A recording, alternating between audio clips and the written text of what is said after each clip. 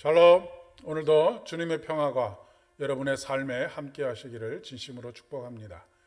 오늘은 누가복음 4장 38절로 44절의 말씀을 중심으로 해서 제자입니까? 라고 하는 제목으로 함께 은혜를 나누고자 합니다. 오늘 우리에게 주시는 하나님의 말씀은 누가복음 4장 38절로 44절의 말씀입니다. 예수께서 일어나 회당에서 나가사 시몬의 집에 들어가시니 시몬의 장모가 중한 열병을 앓고 있는지라. 사람들이 그를 위하여 예수께 구하니 예수께서 가까이 서서 열병을 꾸짖으신데 병이 떠나고 여자가 곧 일어나 그들에게 수종드니라. 해질 무렵에 사람들이 온갖 병자들을 데리고 나오매 예수께서 일일이 그 위에 손을 얹으사 고치시니 여러 사람에게 귀신들이 나가며 소리질러 이르되 당신은 하나님의 아들이니이다. 예수께서 꾸짖으사 그들이 말함을 허락하지 아니하시니 이는 자기를 그리스도인 줄 알미러라. 날이 밝음에 예수께서 나오사 한적한 곳에 가시니 무리가 찾다가 만나서 자기들에게서 떠나시지 못하게 만류하려 하매 예수께서 이르시되 내가 다른 동네들에서도 하나님의 나라 복음을 전하여야 하리니 나는 이 일을 위해 보내심을 받았노라 하시고 갈릴리 여러 회당에서 전도하시더라. 아멘. 소위 지식인들이 빠지는 함정이 있습니다. 자기가 말하고 자기가 가르치는 것이 곧 자신의 삶인 것처럼 생각하는 것입니다. 이는 목회자 또한 빠지기 쉬운 함정이기도 합니다. 윤리학자가 가장 비윤리적이고 교육학자가 가장 비교육적이다라고 하는 말을 하곤 합니다. 새겨들어야 할 말이 아닌가 싶습니다. 우리가 정의를 말하고 하나님의 말씀을 말한다고 해서 우리의 삶 자체가 그러한 것은 아니기 때문에 그렇습니다. 우리 스스로가 입으로 정의를 말한다고 해서 우리가 그 정의를 진실이라고 진리라고 믿고 있다고 해서 그것이 나를 정의로운 사람으로 만들어주는 것은 아니라는 말씀입니다. 중요한 것은 그 삶이 어떠한지를 보아야 하는 것이지요. 예수님께서 베드로의 장모를 고치신 이후에 온갖 병자들의 병을 고쳐주셨습니다. 그리고 일일이 병을 고쳐주시는 가운데 그 위에 손을 얹으시고 안수해 주십니다. 하나님 예수 그리스도의 따뜻하고도 다정한 손길을 경험할 수 있습니다. 그런데 그때마다 여러 귀신들이 그 병이 들었던 사람들에게서 큰 소리를 외치면서 떠나가게 됩니다.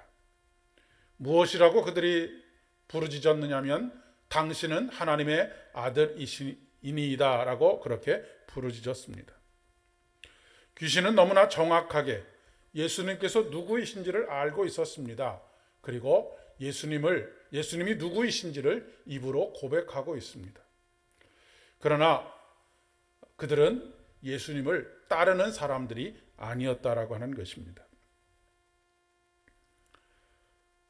예수님을 3년 동안이나 곁에서 따르던 제자들조차도 아직 예수님께서 하나님의 아들이신 것을 명확하게 깨닫지도 못했고 알지도 못하고 있었고 그들의 입술로 고백하지도 못하고 있었는데 귀신은 정확하게 알고 있었다는 사실입니다.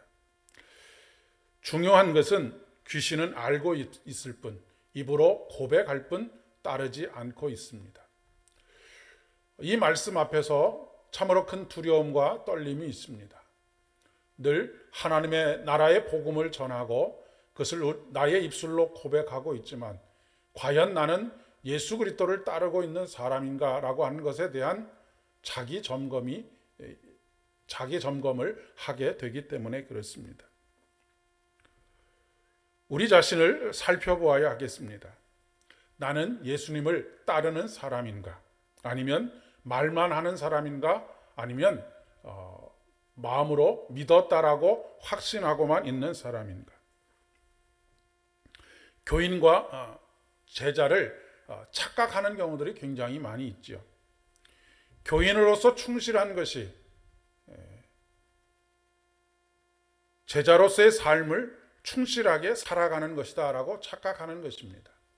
물론 교회의 성도로 교인으로 그 책임과 의무를 감당하는 것 또한 중요하게 하나님을 따르는 것이지만 우리의 삶의 자리에서 진정으로 예수를 따르는 것이 중요하다라고 하는 말씀입니다.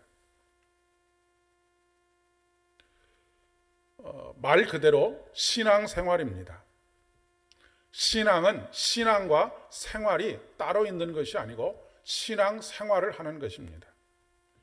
우리의 삶이 곧 믿음의 고백이요 예수를 따르는 삶이어야 한다라고 하는 것을 말하고 있습니다.